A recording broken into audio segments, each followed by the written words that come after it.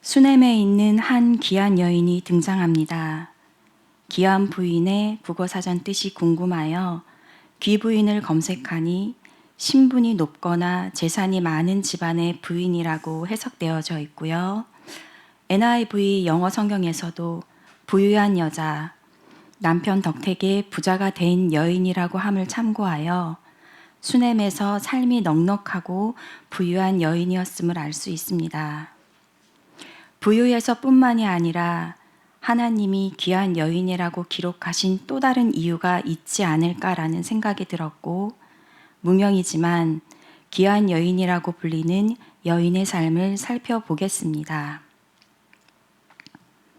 하루는 엘리사가 수넴을 지나는데 한 여인이 간절하게 권하여 엘리사에게 음식을 먹게 하였습니다. 그 후에도 엘리사는 수넴을 지나갈 때마다 음식을 먹으러 수넴 여인 집으로 들어갔습니다. 늘 반갑고 따뜻하게 환대해주며 친절하고 정성스레 대접하되 대가를 바라거나 부담을 주지 않는 편안한 배려가 있는 대접이었기 때문에 엘리사는 지날 때마다 음식을 먹으러 들어갈 수 있었을 것입니다. 손님 대접하기를 잊지 말라. 이로써 부지 중에 천사들을 대접한 이들이 있었느니라. 히브리서 13장 2절 말씀처럼 나그네를 환대하고 한 영혼을 향한 조건 없는 정성스러운 섬김으로 이웃 사랑을 실천하는 따뜻한 여인이었습니다. 그 당시 이스라엘은 바알과 아세라를 섬기고 가나안의 혼잡주의에 빠져있던 문화 속에서 수넴 여인은 믿음을 지키는 여인이었습니다. 지날 때마다 음식을 대접했던 엘리사를 하나님의 거룩한 사람이라고 분별할 수 있는 영적인 안목은 우상숭배에 빠져 하나님 신앙이 퇴색되었던 시절이었음에도 하나님을 경외하고 예배하며 하나님 나라를 구하는 세상과 구별된 믿음의 여인이었기 때문에 하나님의 거룩을 영적으로 분별할 수 있었습니다. 여인은 엘리사에게 음식 대접하기에도 모자라서 10절 청하건대 우리가 그를 위하여 작은 방을 담 위에 만들고 침상과 책상과 의자와 촛대를 두사이다. 엘리사를 위하여 방을 만들고자 남편에게 청하여 먼저 동의를 구합니다. 남편을 평상시 높이고 잘 섬기는 지혜롭고 현숙한 여인이었기에 남편도 한마음 되어 동조합니다. 작은 방을 담 위에 만들고는 다락방을 말하는데 그 당시 이스라엘 풍속은 다락방이 그 집에서 가장 좋은 방이라고 합니다. 하나님의 거룩한 사람에게 영육의 강건함을 위하여 침상을 준비하고 하나님 나라의 사역을 위하여 기도와 말씀 묵상을 할 수 있는 책상과 의자와 촛대를 준비하여 엘리사가 이르면 언제든지 머물 수 있도록 세심한 배려로 마음과 물질과 시간과 정성으로 도웁니다. 에베소서 6장 5절 종들아 두려워하고 떨며 성실한 마음으로 육체의 상전에게 순종하기를 그리스도께 하듯 하라. 에베소서 6장 7절 기쁜 마음으로 섬기기를 주께 하듯 하고 사람들에게 하듯 하지 말라.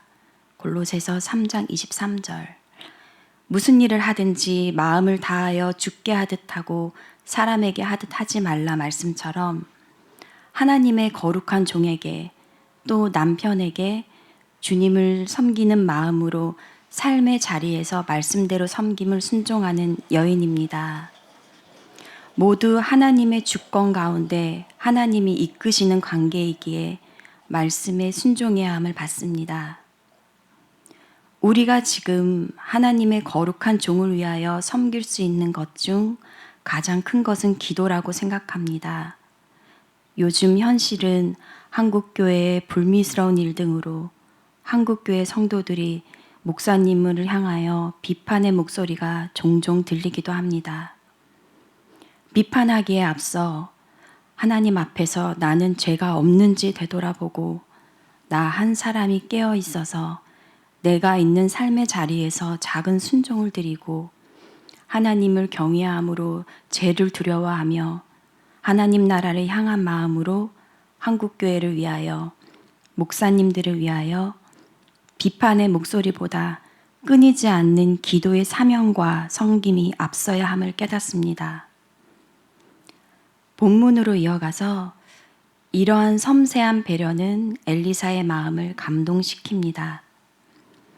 하루는 엘리사가 그 방에 들어가 누웠더니 수넴 여인을 부르고 13절 우리를 위하여 세심한 배려를 하는도다.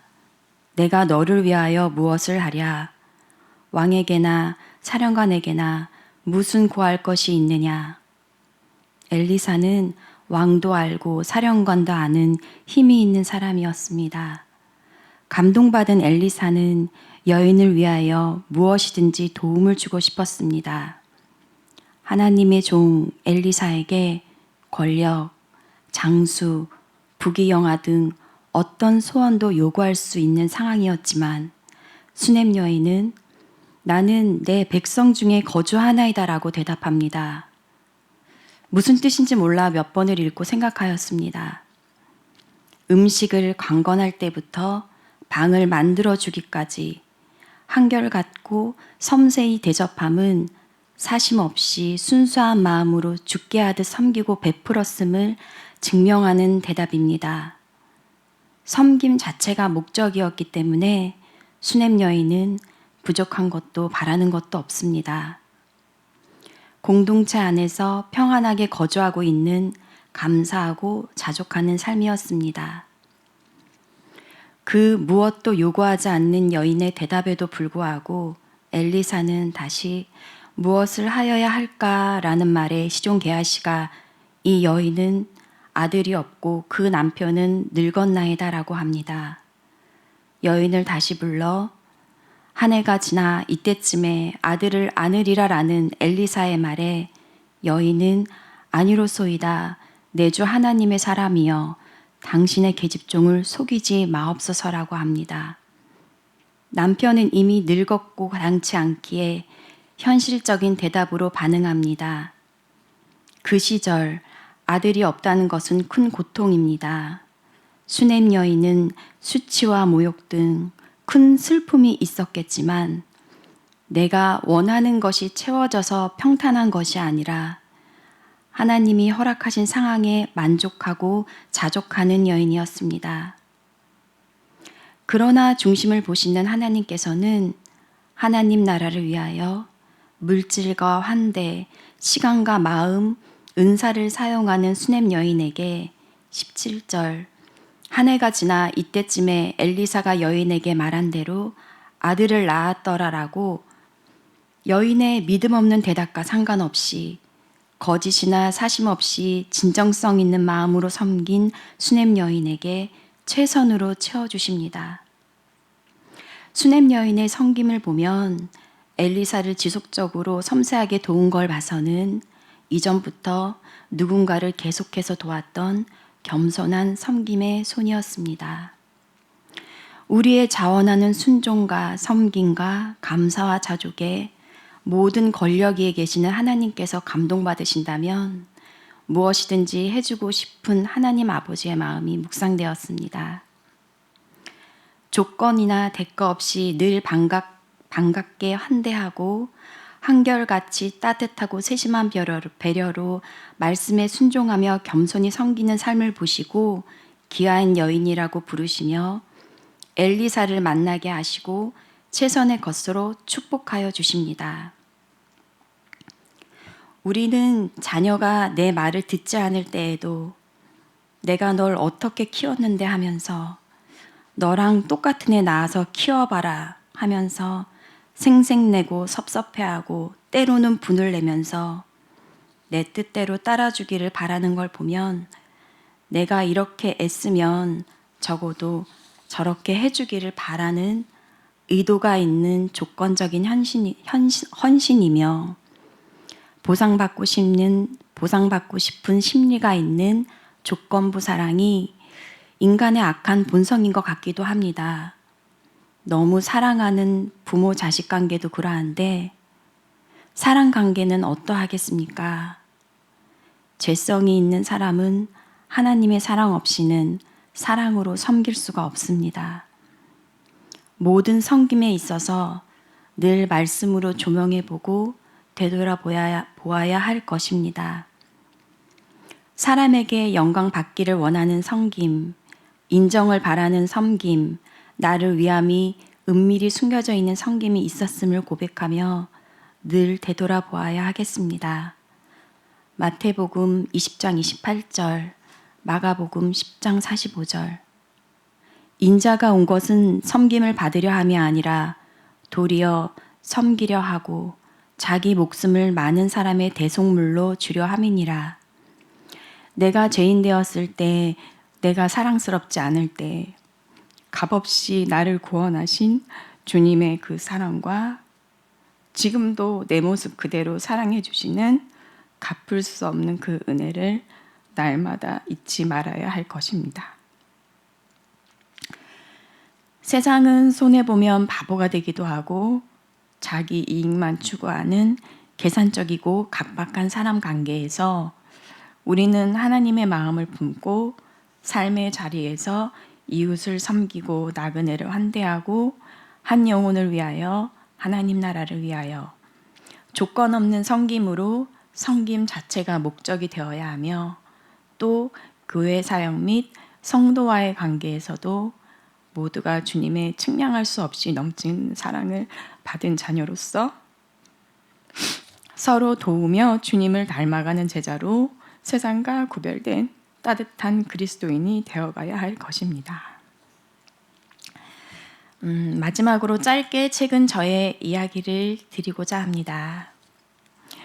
우리는 교회 작은 자 사역 중에 어르신들을 찾아뵈어 길을 깨끗이 닦아드리고 마사지해드리고 이침을 놓아드리는 병원 사역으로 5명, 6명이 한마음 되어 봉사에 임하고 있습니다.